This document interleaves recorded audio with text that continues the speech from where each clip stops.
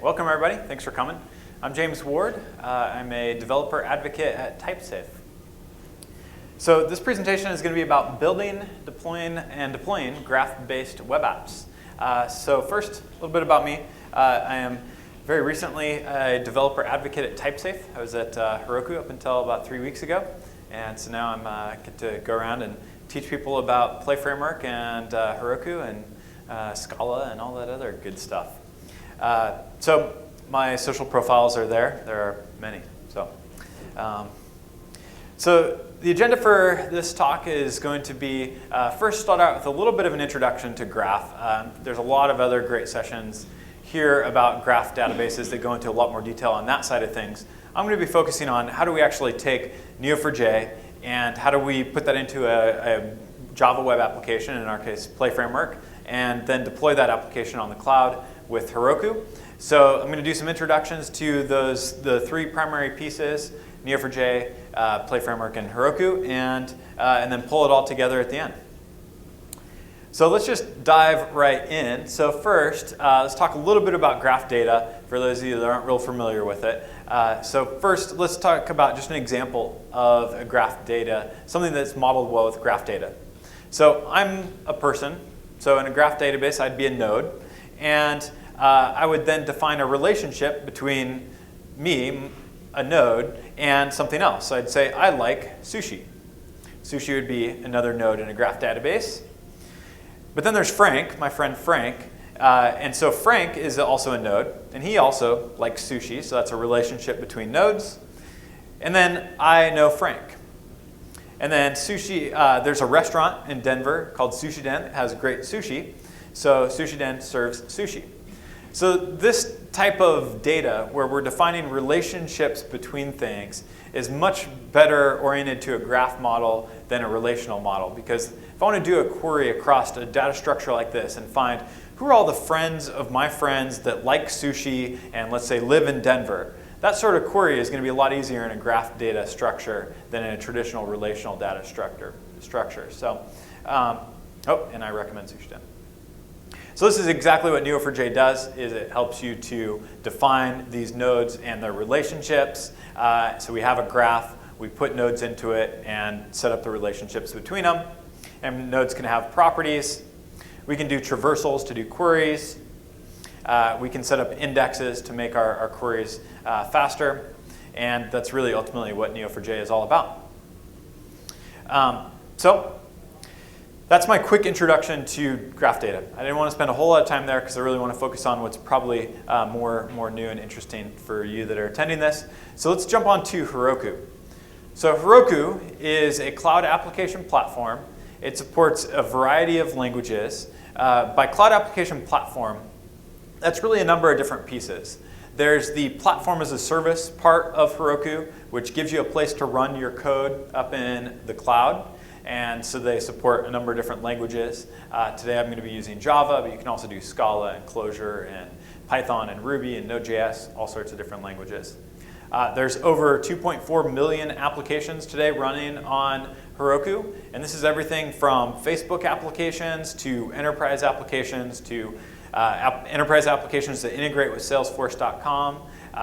We've seen the whole gamut. On the Facebook side of things, Heroku is actually the default provider of applications on Facebook. So if you go to the Facebook Developer Center and you want to build a Facebook application, the provider for that is actually Heroku. So it's just the default and I think still the only option for if you build an application on Facebook, a Facebook application through their Developer Center. Then also Heroku was acquired about a year and a half or so ago by Salesforce.com. So that's where we've seen a lot of enterprise adoption of Heroku is around people that are building applications and integrating them with Salesforce.com.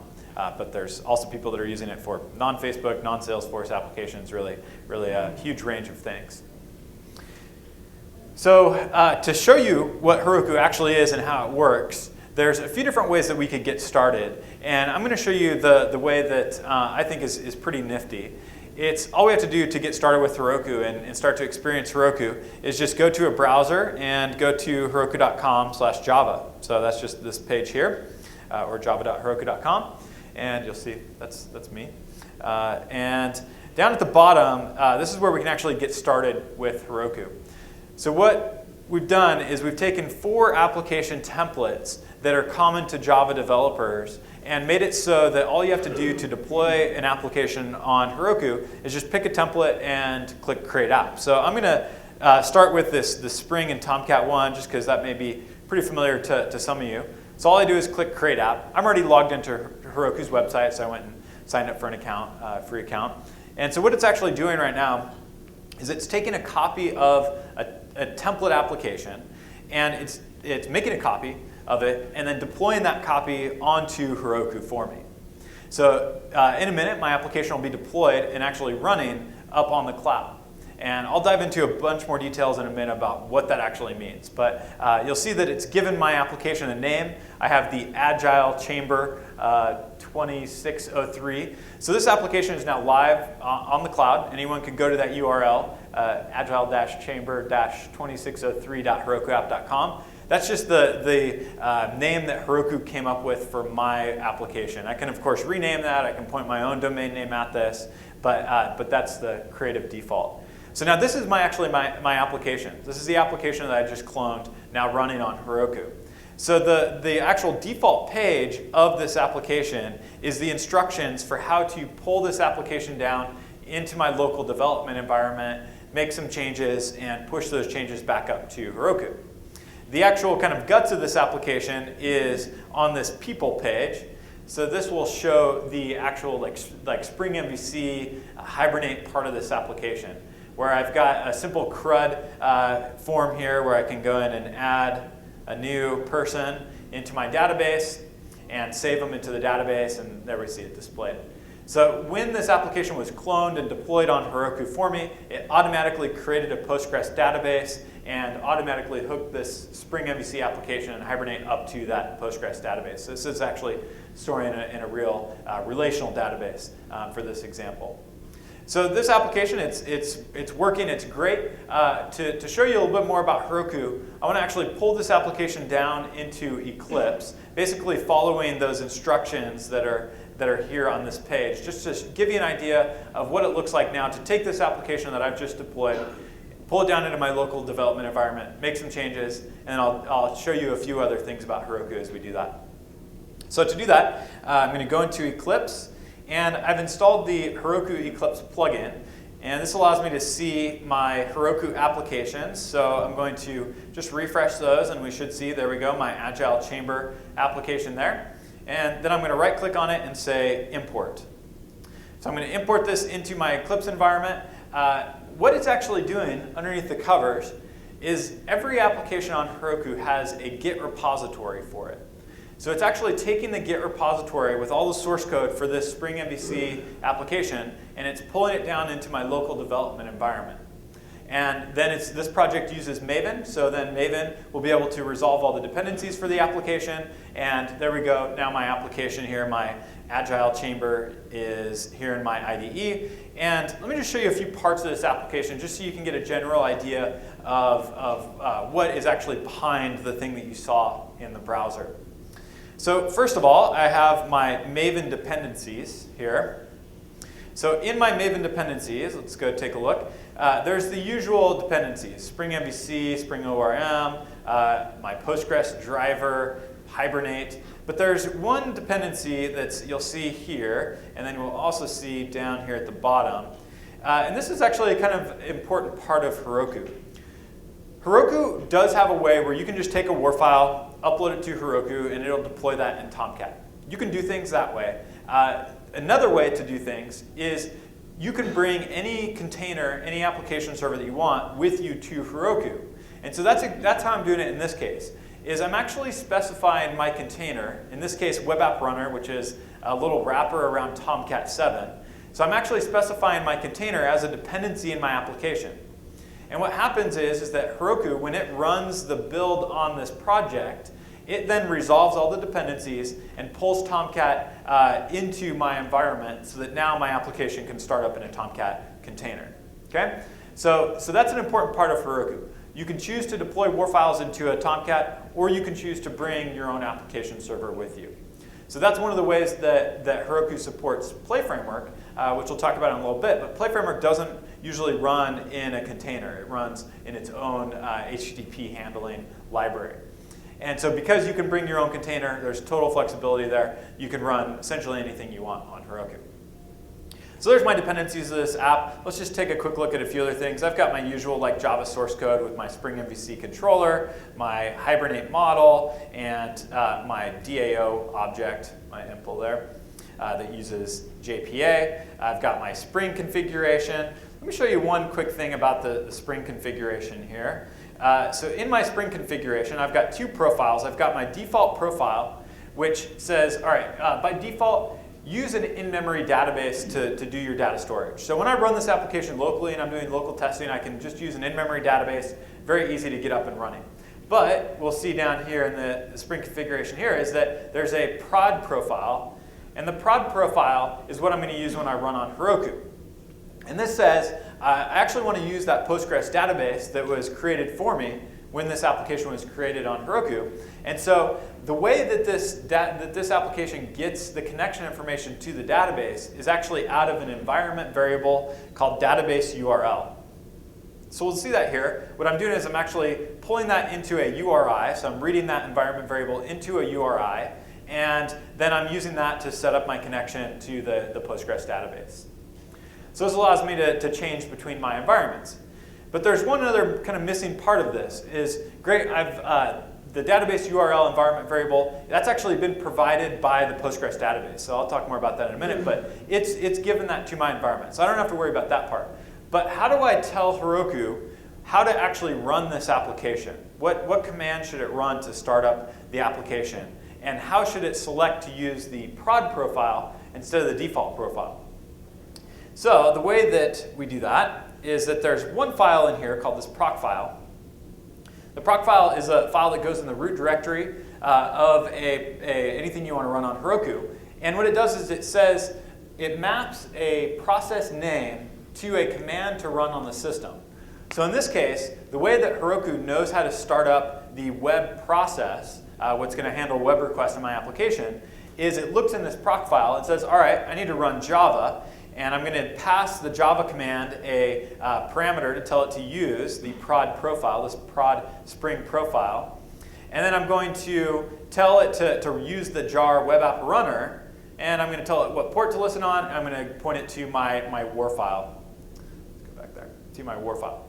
So that's how Heroku knows how to actually start up this application. Is it looks in this proc file to determine what command to start. And now, anytime I want to start up a new web instance of this application, I can tell Heroku, hey, I need 5 instances of this web application running. And so I just tell Heroku, hey, scale up to 5 instances of the web process.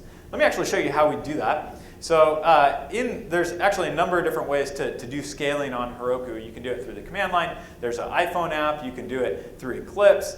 You can do it via APIs. So everything that you manage through Heroku is all really just talking to an API layer. And so you can talk directly to the APIs and say, hey, do scaling up or down. So people have built third-party auto-scaling tools on top of this. Heroku, at the core of Heroku, actually doesn't provide auto-scaling. It leaves that to how your needs would need to solve that problem. What Heroku found was that needs varied pretty dramatically in terms of how you do auto-scaling. People do it based on number of requests. People do it based on latency of requests. So there was just a lot of different parameters. And so Heroku just said, hey, we're just going to open up the APIs and allow people to call the APIs to do auto-scaling. There's third-party and open-source tools to do that. So let's actually do scaling. So to do that, let's pull up go up to my application. And all I do is I say scale. And now I'm going to tell Heroku, right now, by default, it started one process, essentially server running the web process. And so that's the default for the web process. I'm going to say, let's go to 5 of those. So I'm going to scale up. So right now I'm running on 1. So now it's going to add 4 new ones, 4 new servers essentially, and then run the process that's defined in the proc file to start up my application. Heroku provides a load balancer in front of the application so that the traffic is automatically being load balanced across all of my instances that are up and running. Heroku's monitoring the instances, so if one goes down, it'll automatically try to restart it. So all those things are being taken care of. One thing that's a little bit unique about this for a lot of Java developers is that Heroku doesn't do sticky sessions. What they found is that sticky sessions were a pretty big barrier to, or actually just state in a single server, was a barrier to doing continuous delivery and a barrier to being able to scale up massively. And so if you need to do shared state in your web application, there are some really easy ways to take your session state, move it out of memory, and move it into some external data store, whether that's Memcache or MongoDB or whatever you want to choose. But so that's the only thing here is that the load balancer doesn't do any sticky sessions. It's for a good reason, so you can scale and do upgrades easily. Okay, so my application, it's now should be scaled up to 5. Let's go pull up the logs here and see what's actually going on in my application. So if we look through the logs, this is just going to be a little bit back. We'll see that it's a bunch of information from the console as all these new instances are starting up. Now if I go back to my application and let's go visit that people page again, what we'll see here is, let's reload this page a few times. We'll see some requests coming through in the console. So you'll see these requests coming through, and you'll see that it's actually, you'll see that these Heroku router requests are tracking the actual request. So this one here went to Web 5, the next one went to Web 1, the next one went to Web 2, the next one went to Web 4, right? So it's automatically scattering these requests across all my instances that are up and running my application, okay? So, that's how we do scaling in my application. Let me hop back to slides here and just kind of recap some of the stuff that we've talked about. So first, there's nothing in that application I just showed you. The only thing in there that is proprietary, or not even really proprietary, but is special to Heroku is the proc file. Everything else in that application, there is no Heroku API usage. There's nothing specific that would tie you to Heroku. So this is one of the huge benefits of Heroku, is that you run your application on Heroku just like you would run it anywhere else. So Heroku's not trying to lock you in any way to certain APIs and that sort of thing. So you bring your own container that allows you to have flexibility and not lock you into any proprietary APIs. So there's some Heroku terminology that I want to walk through. You've seen a lot of this stuff already, but Heroku has some terms to describe some of the stuff you just saw. So let me walk through this. I tried to do this with, hopefully Eric Evans isn't here. He'd probably hate my diagram. But so let me walk you through this diagram to just explain some of the terminology. So first, I'm an owner. I have an account on Heroku, and I have 0 to many applications. So that application that I just deployed, that Agile, whatever it was called, that's one of my applications. You may have saw that I have 2. So right now I have 2 applications on this that this owner owns on Heroku. Then each application, let's drop down. So each application has one Git repository. So Git is the way that I actually move my files back and forth between my development machine or my CI machine and Heroku. So I'm using Git as this way to move stuff around. Alternatively, you can also do the war deployment if you want. Let me just show you real quick if you want to do that. One way to do it is from within Eclipse. If I want to deploy a war file, I can just right-click on my application and say deploy, select my war file from my system, and that will deploy the war file. So that's just another way to do deployment, but it is not Git based. The Git system, it works a little bit differently. So I've got one Git repository for each application, and then there is a central system on Heroku called Logplex. That's the central logging system. So all of my applications are logging to Logplex. The way that they log to Logplex is they just output to standard out. So my applications, I don't do any logging to files, because then I'd have to manage like file rotations and all that kind of stuff. Instead, I just output to standard out. All that standard out stuff goes to Logplex, and then I can query Logplex. I can pipe Logplex to some other location, whatever I want to do with those logs from there. Load balancers are shared across all applications on Heroku. So Heroku has this massive pool of load balancers, and they're responsible for sending the traffic back to the things that are actually running my application. So an application has 0 to many environment variables. And the environment variables are how 2 things happen. One, if I allocate an external resource like a Postgres database to an application, or if I have some other resource that I need to provide some configuration to my application through, I will use environment variables to do that. And let me show you that real quick in Eclipse. So in Eclipse, if I go to my application info, let's pull that up. So app info, and then here we go. We'll see there's this environment variables tab, and this is all the environment variables for this application. So you'll see that there's one up there called database_URL, which is the one that my Spring configuration was using to know how to connect to that database. So I just parse out that database URL. That information is actually being provided to my application by the Postgres service. And it's actually a Heroku add-on. I'll talk more about add-ons in just a minute.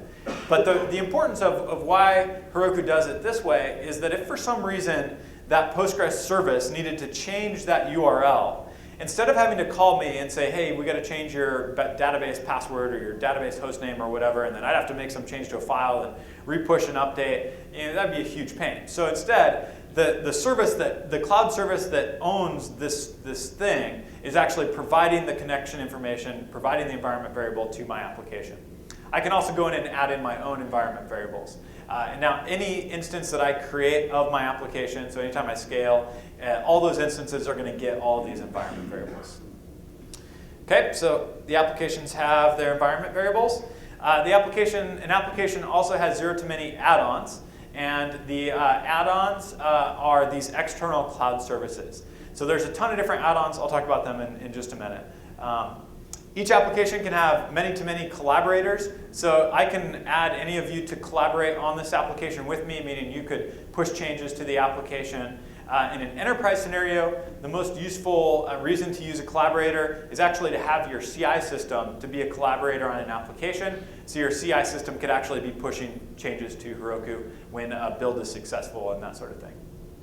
Okay, so now let's go up. So an application has zero-to-many processes. And the processes are not the execution of a process. The process is just the definition of a process. So a process is what's defined in the proc file. Remember the proc file that mapped that name web to an actual process to execute. That's just the meta definition of a process. We can have multiple processes listed in the proc file. We can have background processes. We can have scheduled processes, anything you want in that proc file. But the web process is the one that actually gets handled web requests by the load balancer. So then how we actually run the processes is that we allocate dynos to them. So a process can have zero-to-many dynos. So a dyno is one of these Heroku words. They made it up. What it technically is it's a Linux server, and it's virtualized, it's managed, but Heroku doesn't call it a server because they really don't want you to have to think about this as a server. Yes, a dyno is technically a Linux system that runs your processes that you've defined in your proc file, and you can allocate as many as you need to each process. So technically it is a server, but it's managed by Heroku. Everything about it is managed by Heroku. The disk space, the memory, the actual process, checking to see if it's actually up and running and responding to web requests. All that stuff is managed, and so that's why Heroku came up with this new term dyno instead of just calling it a server or a virtual server. Where does your Postgres? So Postgres is an add-on, is a Heroku add-on. So I think that's actually my next slide. This one. So let's talk about add-ons real quick. So add-ons are anything that is outside the execution tier of an application. The execution tier is the dyno tier, where the application actually runs, where the code actually executes. That's the dyno tier. Anything that is external to the dyno tier, so databases, messaging systems, SMTP servers, logging, log systems that allow you to query your logs, all of that stuff that is external to the execution tier, indexing, tons and tons of different stuff, that is all done through Heroku add-ons. So let me actually just show you the add-on site real quick. So let's go to addons.heroku.com. So this is the list of all of the add-ons on Heroku. And you'll see that there is a gigantic list of add-ons. Okay? These are all cloud services that you can, with like 2 clicks or 1 command or 1 API call, allocate to your application. Most of these are provided by third parties. They're third parties that we've vetted. This is kind of like the App Store for developer services, right? So anytime I need any kind of service, whether it's a database, relational, NoSQL, whatever, I go to the add-ons, list of add-ons, I pick my provider, and add that to my system. The Postgres service is one that's provided by Heroku. So there are a couple add-ons that are provided by Heroku, but most of these are provided by third parties. One add-on in particular is Neo4j. So Neo4j has an add-on that I think just went GA actually today. So this is an add-on that I can allocate to my application so that I can have a managed Neo4j service that I don't have to deal with. I just use through their REST interface. And that's what I'm going to show you in a little bit. So the way that I would add that through the command line is just to say Heroku add-ons :add Neo4j, or I could also do that through the web page. Yeah, question? Yeah, what if we want to add in plugins, like for example, the spatial plugin? What is it? It's a spatial plugin for Neo4j? Oh, okay. That would be something that would be up to the Neo4j service to either they would provide you some way to do that.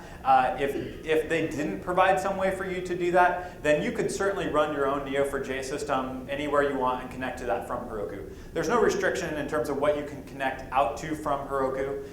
So if the Neo4j service doesn't work for you, then run your own Neo4j server and that would work great as well. Is there an I can email to the investor about making a, because it's nice to have a managed instance. Right. You know, certainly. On yeah, so I mean, we could connect you with some of the Neo4j guys that run the service. They're here. So that would be one way to do it. You can email me and I can connect you with them as well, james.ward@typesafe.com. So whatever works for you. Yeah, another question.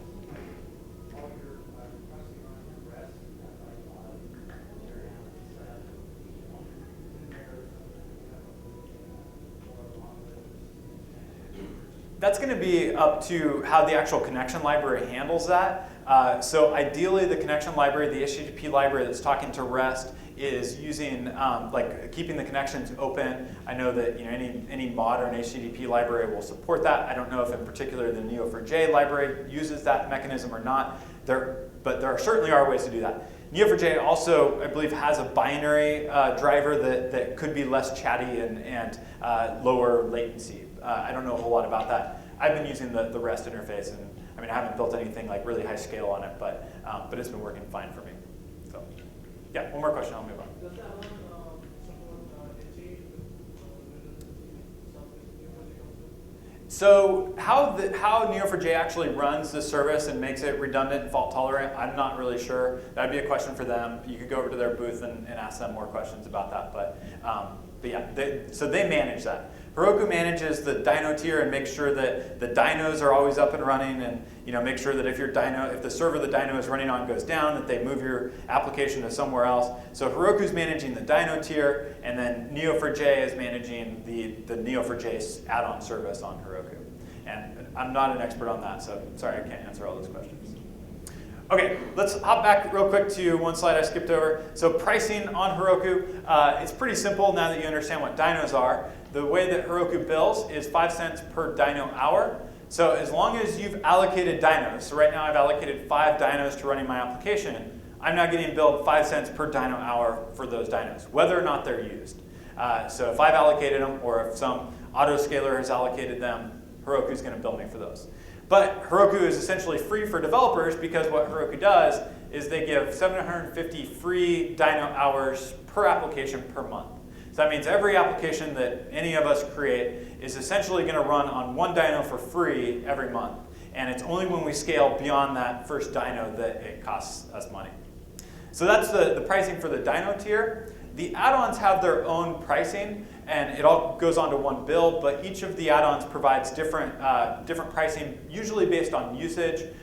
So we could go just check and see if now that Neo4j is GA, let's go see if what their pricing looks like here. So all they have is a free tier right now, so that's cool.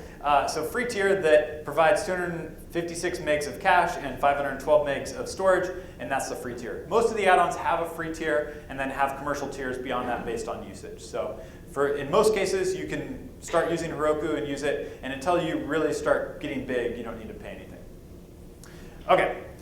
So that's the quick introduction. Oh, I want to show one other quick thing about Heroku before we go on. So Heroku has this way of doing a zero-error deployment. It's not yet a zero downtime deployment, or I don't know if downtime is the right word. But what happens is, let me walk you through this process. Actually, let me actually show it to you.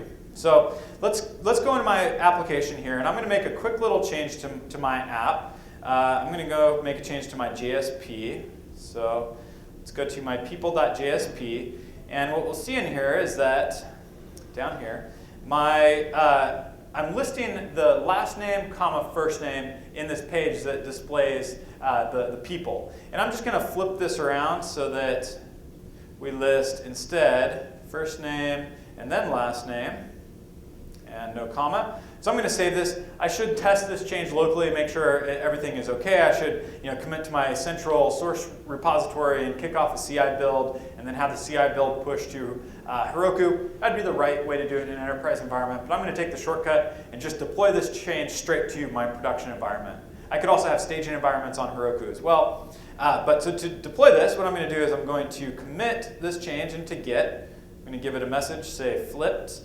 and then once it's committed, I'm going to say push to upstream. So now this takes my Git repository, it uploads it up to Heroku, and then Heroku runs the Maven build. In this case, because I'm using Maven and I'm using the Git stuff instead of war file deployment, Heroku is going to run the Maven build on this project.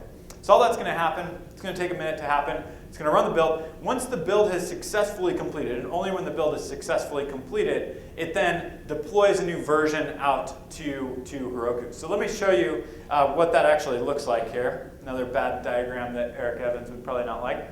So first, I have a user. I do a git push. That's what I just did in Eclipse. So that tells Heroku, tells the slug compiler on Heroku, another funny word on Heroku, but the slug compiler, what it's responsible for doing is transitioning from what was pushed in the Git repository to what actually runs on the dyno. So the slug compiler, it kicks in, and in this case, runs the Maven build, so Maven package, and once it's done, it returns a slug file. The slug file is everything that my application needs to run on top of the system image. So the system image has Java 6 and regular system libraries. So anything on top of that goes into the slug file. So in this case, Tomcat, my compiled code, Hibernate, dependencies, Spring dependencies, all that stuff goes into the slug file. Then as soon as the slug file is successfully created, what Heroku does is it tells the existing dynos. It says, hey dynos, right now I've got 5 running, right? It says, hey, start shutting down. It doesn't kill them yet, it just gives them a chance. It sends sigterm, the Unix signal to them, says, hey, start shutting down. Basically, don't try to accept more requests. At the same time, Heroku tells the load balancer, says, load balancer, don't let any requests go through. Okay? Just pause the request. It doesn't return errors. The requests just sit there and they hold in the load balancer, so the browser's just spinning. At the same time as that's happening, Heroku is deploying that new version of that slug file onto a new set of dynos. So all this is happening concurrently. I've got 5 new dynos coming up with the new version, 5 existing dynos coming down with the old version. And so as soon as the slug file is copied onto those 5 new dynos, it starts the processes on each of those. And then as soon as those processes are up and running, the load balancer lets those connections that are holding in the load balancer, it lets those connections through.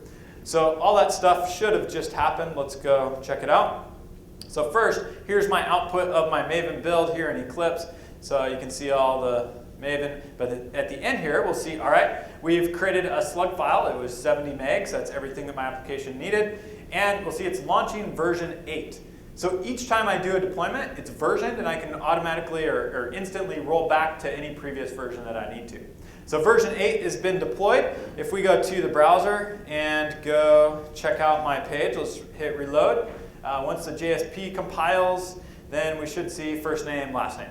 So I just did a deployment, and it automatically deployed that change now across all 5 of my dynos. So it's not a zero downtime deployment, or that's not the right word. there is like a 30-second window in my case where the current dynos are being shut down, the new dynos are being brought up. So there is a bit of hold time there, but the user shouldn't see any errors. They should just see their browser spin if they happen to be unlucky and hit a request. Heroku knows that they could improve this. They could make it a zero wait so that it doesn't stop sending requests to the old version until the new one's up. They could do that, but they haven't done that yet. So, question? So there's no way to do like, hot swapping files that really aren't necessary. They don't have to be compiled, for example. Yeah, so today on Heroku, the way to do deployments is to do it this way, to run through a deployment cycle, unless you're doing war deployment. If you're doing war deployment, you can upload war files, but still you're changing the whole thing rather than just changing small pieces. So that's definitely something Heroku could improve, but for today, Because, like sometimes Heroku's environment isn't exactly the same as on our dev machine, so we can't necessarily test things perfectly on our machine. Yeah. And it's So I would have a staging. to debug when you have to go through that process every single time. I mean, it's almost like a deal breaker. Yeah, so I mean, I deal with that. I have staging environments on Heroku, and there are certain things that are hard to replicate locally. That is a lot easier than it used to be. So the free instance of Postgres, you used to not be able to connect to externally. Now with the new Postgres service, you can connect externally to it. So that makes it so I can use those environment variables, and I can connect to those from my local environment and test that way. Test all my, like the Neo4j service, I can connect to that from my local environment. So that does make the testing easier on my local environment to create, I wouldn't call it a staging or dev environment, it's somewhere in between, right? But yeah, there are some ways that could potentially make this easier. Maybe Heroku could integrate zero turnaround, JRebel type of stuff into this. But for now, this is the way it is. Okay. Okay, so let's keep going here. So let's talk about Play Framework. So has anybody here used Play Framework before? Okay, a couple people, good. So Play Framework, it's a Java and Scala web framework. It's created by TypeSafe. It's all open source. And let's just check it out. So I'm going to go into, so the way that we create a new Play Framework app, let me just show you this real quick, is I say play new foo. This will create a new app named foo. That play command comes from just downloading the play zip file, extracting it, and then optionally adding the play command to my path. So I create a new application. I'm going to make it a Java application. And so now I have this foo directory that is my play application. Let me pull this into my IDE. So I'm going to say play idea. This will generate, you could also do play Eclipsify. This will generate the stubs for the IDE. And while that's running, let's go do play twiddle run. This will start up my Play server. So Play comes with its own HTTP handling library. It typically is not deployed into a container. You use the Netty HTTP server that comes with Play and just start up the server. So start up the server and, whoops, wrong button there. Let's go to the browser, go to localhost 9000, and now this will compile and run my application. While that's running, let's go to my IDE here, and open up this app so we can see what this actually looks like. Let's open that in a new window. So this will be my Play application source code. Take a second to pull in that application. There we go. Here it is. So here's my Play app. Before we dive into the code, let me show you here the actual web page. So this is the web page that's just the default web page in my Play application. This is the documentation for how to get started with Play, but let's go make a quick little change to see how this is actually working. Wrong window there, let's close that. So first, I made a request just now to slash. In Play, you declaratively define your routing of URL handling to controllers. So that's done in this conf routes file. We'll see that we map here the HTTP verbs, the HTTP paths, and the paths can be parameterized like RESTful style, however you want to do that. And then the actual thing that's going to get called to handle that method. So in this case, I'm calling, when I make a request to slash, a get request to slash, I'm calling controllers.application.index. So let me show you that code real quick. So here in app, that's my main source directory, and then controllers package. Here's my application controller. We'll see that I have a method here called index, and this is returning OK, status code 200, and it's rendering a template, using the index template to render, and it's passing the template a string. Let me just make a quick little change to this Java class here. I'm going to just make that change, save, and hit reload. You'll see up top, it just changed the page. So Play is automatically recompiling my Java or Scala or index files. It's recompiling all that stuff underneath the covers. So it makes this really nice iterative development experience, just being able to make changes to your app, reload your browser, and see the changes instantly. So they also do some cool stuff when you're running in dev mode. If I have a coding error and I load the page and I made some mistake, it'll tell me what line number. You can't really see the line number, but it's over there at line 11, and it shows me where that error was. You only see this in dev mode. If you're running in production mode, like I would run on Heroku, I wouldn't actually see these errors. The user would just see a generic error. But now, let's go fix that up and save that again. And let me show you the template. The default templating language in Play 2 is Scala. So this is a combination of like Scala and HTML together. You can also plug in Groovy or Java or other templating languages to this as well. So I can also make changes to my template here. I can come in and let's just display the message that comes from the controller and reload that. Now we just see test. Can't see test. It's over somewhere on the left over there. There we go, test. Okay, very exciting. So anyways, that's just a real quick introduction to Play. I'm going to, there's a bunch of great things about Play.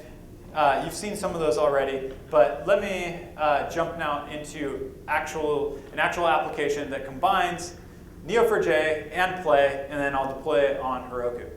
So the code for this whole application, it's on my GitHub, github.com/jamesward/play2bars. Play2bars has a bunch of different stuff in it, like Java and ebean for relational persistence and Scala. So there's a branch in this for Java Neo4j, which is the code that I'm going to show you. So let's go check out more interesting application here. So this is my Play2bars app using Neo4j. So I want to walk through this code real quick, show you what's actually happening, and then I'll run it on Heroku. So first, I've got my routes file. So this is where I map my HTTP verbs, right, and paths. So you'll see that the first one is like the one you've already seen. Then I have a get handler for /bars. So if I make a get request to /bars, that's going to call the list bars method. If I make a post request to /bars, that's going to call the add bars method.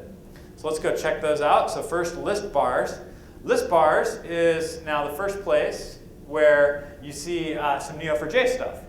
So what I'm doing is I'm saying, all right, I need to return a result in this controller. And really what I want to return in this case is some serialized JSON of these bar objects. This is just a list of my favorite bars or whatever. And so, so what I'm doing is I'm using this Neo4j plugin, and then I'm looking in the index, and I'm saying find the nodes that are called bars, and get me these nodes. So get me these nodes just using a basic query there. This is using the Java Neo4j library, the REST library. So if you've done Neo4j stuff, pretty straightforward. I'm not, no special sauce here. There is a Scala library that has some nice syntactic sugar on top of it, but this is just the standard Java REST stuff. So then I just get my objects out of out of Neo4j, and I serialize them into JSON. So this is just serializing each of those into JSON. I look for the property on each node called name, and I add that to a JSON object, add all the objects into a JSON array, and return it. So that's really simple stuff there. Let's take a look at the add bar method so you can see how I add a bar. So first I create a new transaction, and then I read here the request. I'm going to get a request parameter called name. I'm going to set a property on a new node with that name and add it to the index, and that's it. I commit my transaction.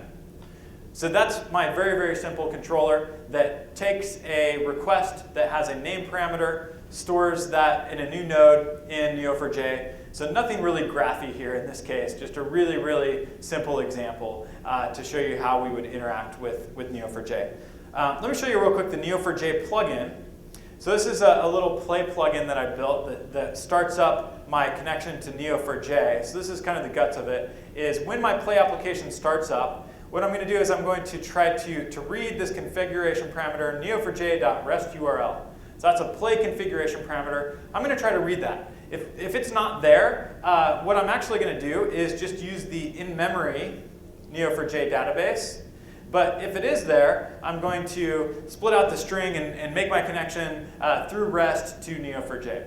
So this is just a simple way to create a connection to either an in-memory Neo4j or, in the case of Heroku, a REST URL that provides the connection information to Neo4j.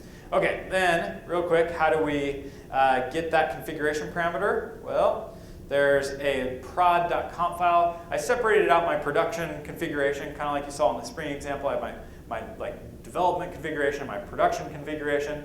So in this case, I'm setting my REST URL to an environment variable called neo4j_URL, and then giving it the right URL to the REST URL there. And that's how I figure out how to connect to that. So because Neo4j is a Heroku add-on, that Neo4j URL is actually going to come from the add-on. Okay? And then the rest of the configuration in there is just tuning thread pools. Okay, so I guess I'll show you real quick the client side of this. This is just a simple web application. It uses jQuery and CoffeeScript and some other stuff. This is just consistent with all the other Play 2 bars app. So for you guys, you haven't seen the other Play 2 bars app, real quick, it has a form that allows you to make a request, a post to /bars, sends the name as a request parameter with whatever the user types into the input box, has a script that makes a jQuery GET request to /bars, gets the JSON data, and then puts it into that unordered list. So let's run it locally so you can see real quick just what it looks like locally. So let's run this. And oh, there it was right there, localhost 9000. So this is going to be using the in-memory database, and the in-memory, or sorry, it's not an in-memory database, it's on the file system. But there it is, I've already got one there, so it's just using the one that I already had. So you'll see that when I put in a new bar, hit submit, that's making the post request to /bars. When the page loads through jQuery, I'm getting the JSON and rendering each bar in the list. Okay, so that's my quick little application. Got a couple minutes left. Let's deploy this thing on Heroku. So I've got my application. It's already in a Git repository. So I can do like git status and see the code's already in a Git repository. I've already committed all the files to the Git repository. None of the binary artifacts are there, just the source code. Okay? So, and it's on a branch java-neo4j. So what I want to do is now create a new application on Heroku. And I'm going to do it this way through the command line instead of like through Eclipse or through the web browser. 3 ways to do it: command line with Git, or Heroku.com/Java, or the Eclipse plugin, or the APIs directly. But this example, I'll use the command line. So I'm going to say Heroku create. Tell Heroku, right, create a new application for me on the cloud.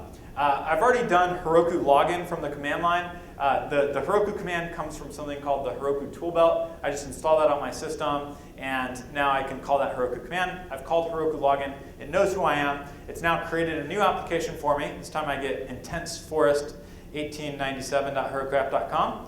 And I get the HTTP URL, and I also get a Git URL. So the Git URL is what I'm going to actually use to push my application up to Heroku. So there's my Git configuration. You'll see down here it says Git remote Heroku added. What a Git remote is it's a short name that points to that URL. So in this case, the name is Heroku, and the URL is that one there. So now I'm going to also tell Heroku add-ons:/add neo4j. So this is actually going to go to the Neo4j cloud service and create a new instance of Neo4j for me. And it's going to add that to my application, meaning it's going to provision it on Neo4j and then provide the connection information back to my application through an environment variable. So see if the network gods are with us and everything works. Yeah, go ahead. So when you created the app, it created a Git repository for you? It didn't create the Git repository.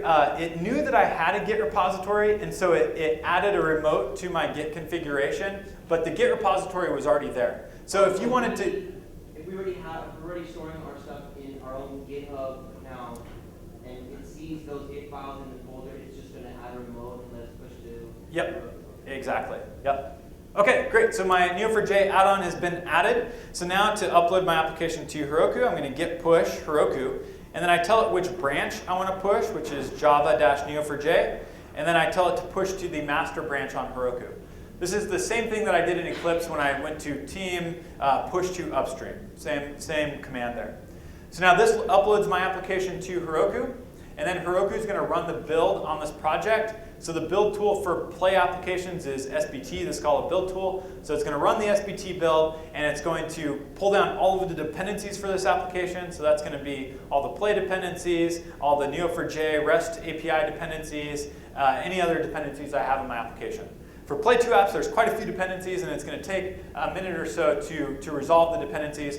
But once the dependency is resolved and the application is compiled, the slug file will be created and then deployed onto one web dyno, just like you saw before.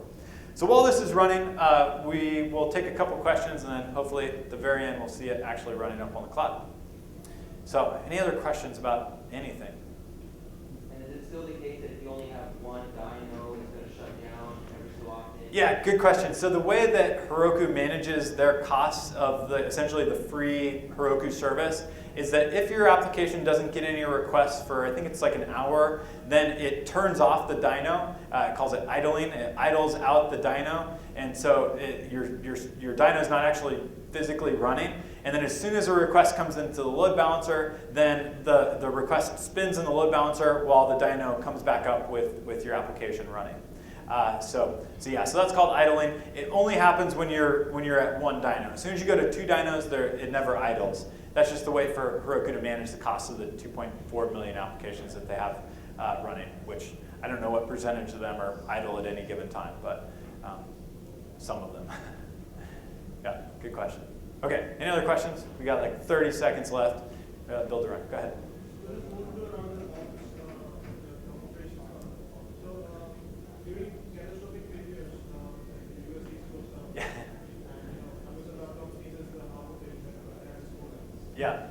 Yeah. So Heroku does run on Amazon in the East data center. Heroku does distribute their dynos across all the instances, or across all the data centers in Amazon East. So they have redundancy across East, but in the event that like all of East has a catastrophic failure, that would be a problem for Heroku. Heroku is looking at some ways to be able to run Heroku in other locations, but for now, Heroku only runs in Amazon East. Okay, yeah, go ahead.